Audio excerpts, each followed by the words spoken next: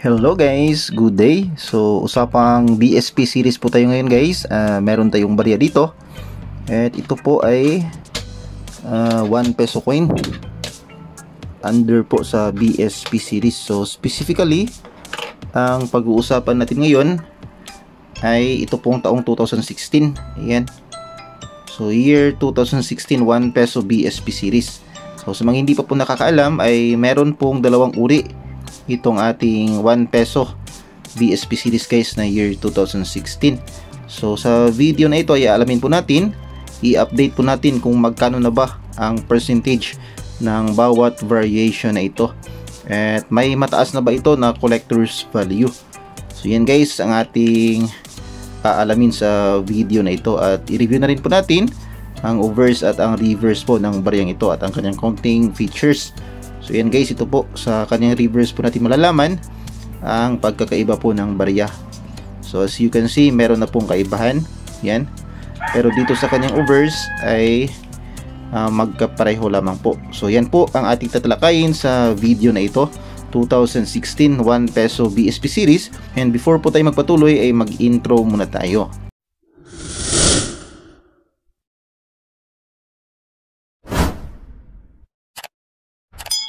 Ayan, hello po sa inyong lahat. Good day, magandang araw, mayong adlaw sa inyong tanan. At welcome back sa aking channel. Kumusta po kayong lahat? Sana po ay nasa mabuti kayong kalagayan.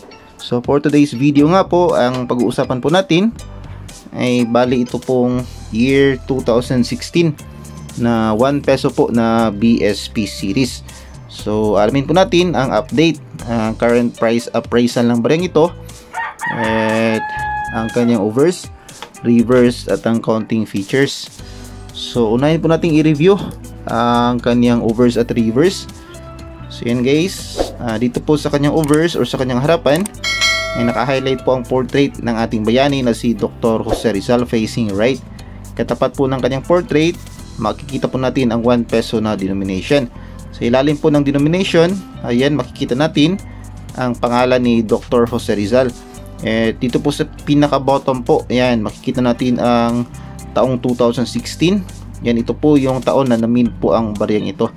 At dito naman po sa ilalim ng shoulder ni Jose Rizal, yan, makikita natin ang mint mark. So ibig pong sabihin na ang baryang ito po ay minted po sa Pilipinas. So dito naman po sa gilid, yan, makikita po natin na nakasulat po ng paikot ang Republika ng Pilipinas. So yan po ang makikita natin dito sa kanyang overs or sa kanyang harapan. At dumako naman po tayo dito sa kanyang reverse. So dito naman po sa kanyang reverse guys ay naka-highlight po ang dating silyo ng BSP. Yan, nakasulat po dito sa gilid ang Bangko Sentral ng Pilipinas. At dito sa bottom po makikita natin ang taong 1993. Hindi naman po ito yung year of mintage. Ito po yung taon na na-establish po ang BSP. At dito po sa loob makikita natin ang inner circle. Yan. At sa loob po ng inner circle ay makikita natin ang cogwheel naman po. Yan, yung gear, yung may mga ipin. Yan, ito po yung tinatawag na cogwheel. Sa loob naman po ng cogwheel, dito po sa upper portion ay makikita po natin ang araw at bundok. And sa lower portion naman po, makikita po natin dito ang sagisag ng watawat ng Pilipinas na may araw at tatlong bituin. So yan po guys ang makikita natin dito po sa reverse at sa overs po ng ating 1 peso under po sa BSP series. At ang composition po ng baryang ito po ay gawa sa nickel plated steel, magnetic po ang baryang ito.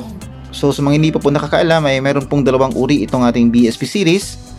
Meron pong magnetic at meron pong non-magnetic. So in this case po dito sa year 2016, ito po ay na-fall under sa magnetic po na uri ng ating BSP series. So sa 1995 hanggang sa year 2003, bali yun po ay non-magnetic. And then from 2003 naman hanggang sa year 2017 kung saan yung last mint year po sa BSP series, yun naman po ay magnetic. So under po ito sa magnetic ang year 2006. Ayan, at medyo marami nga po tayo ditong year 2016. Ayan guys. So may magaganda pang mga condition. Yan. Ito medyo may luster pa. At ito naman lastly yung matagal na nating na hand na year 2016, nakalagay pa sa ating DIY na coin holder. So ito naman po ay reverse 3. So alin ba sa dalawang uri ito ang mas mahirap mahanap? Yan, meron tayong reverse 1, reverse 2 at reverse 3. Yan. So sa reverse 1 po, yan, maliliit po ang ipin ng cogwheel. Yan, ito po yung kaibahan. Maliliit ang ipin ng cogwheel at manipis po ang pagkasulat ng Bangko Sentral ng Pilipinas. At ang 1993 po ay maliit. Well, unlike dito sa reverse 3, yan, medyo makapal na po ang pagkasulat ng Bangko Sentral ng Pilipinas.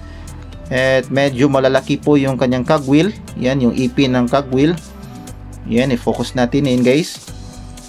So very evident po dito pa lamang sa cogwheel malalaki ang ipin, whereas dito sa reverse 2 ay maliliit po ang ipin.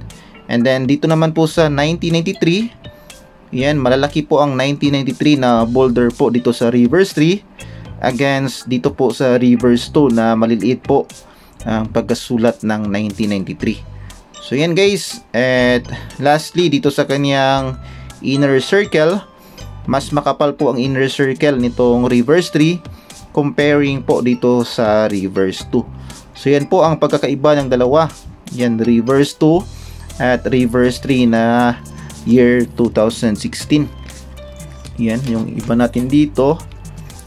Ito guys, reverse 1, reverse 2, reverse 2 at reverse 2. So bali meron tayong dalawang reverse 3.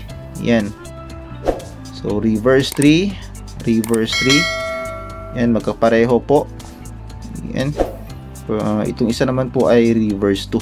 So yan guys, i-check natin sa talaan ng numista kung magkano na ba ang status ng bariyang ito. Yan. May mataas na ba ito na collector's value at maliit ba ang percentage. So check nyo lamang po dito sa numista sa mga baguhan dyan sa coin collecting. Yan, may tatlong uri ng reverse die type. May reverse 1 thick script, reverse 2 thin script, round holes in 9s, and reverse 3 large script, wide date, oval holes in 9s. Yan. So ito yung kanyang sample sa die 1, die 2, die 3. So dumirekta na po tayo sa year 2016. Check natin dito guys. Yan, nandito na tayo sa year 2016. So 2015, 2016, 2016 merong dalawang uri at 2017. So officially meron lang pong dalawang variations itong year 2016. So dito sa kanyang first variation, ang bold letters reverse 2, 6% po ang kanyang kasalukuyang percentage. At mayroon siyang dalawang available price appraisal po dito. Sa kanyang extra fine condition ay 5.50 pesos. At pareho lamang dito sa kanyang almost uncirculated na condition, 5.50 pesos din po. Dito naman po sa year 2016 na bold letters reverse 3, meron po siyang 1%, exactly 1% po na kasalukuyang percentage. At wala po tayong makikitang price appraisal dito so far sa talaan po ng numista. So possibly mahirap pong mahanap, or talagang mahirap pong mahanap in my own experience, itong year 2016 na reverse 3. So yan po minsan ang nangyayari guys dito po sa talaan ng numista kapag medyo mahirap pong mahanap, or sabihin na nating semi hard to find hanggang hard to find ng isang barya, ay minsan po wala pong datos patungkol po sa price appraisal na makikita natin sa talaan po ng numista.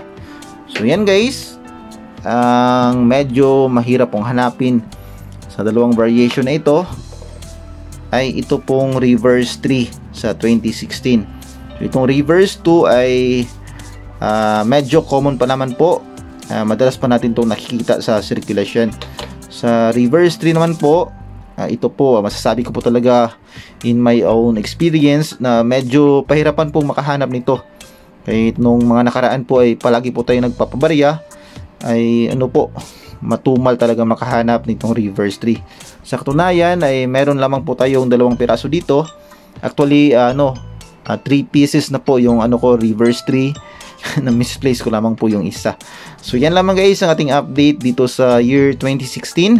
1 peso BSP series po. At sana ay nakapagbigay na naman ako ng kaunting kaalaman, kaunting update sa inyo regarding po dito sa ating hobby na coin collecting. At kung bago ka pa lamang po sa aking channel at gusto mong mga video na katulad nito na pinag-uusapan ng ating mga barya, ay huwag mo na rin kalimutang mag-like, mag-comment, mag-share at mag-subscribe. At pakipindot na rin ang notification bell para updated ka sa mga susunod kong videos. And that's it for this video guys, and we'll see you again next time. God bless.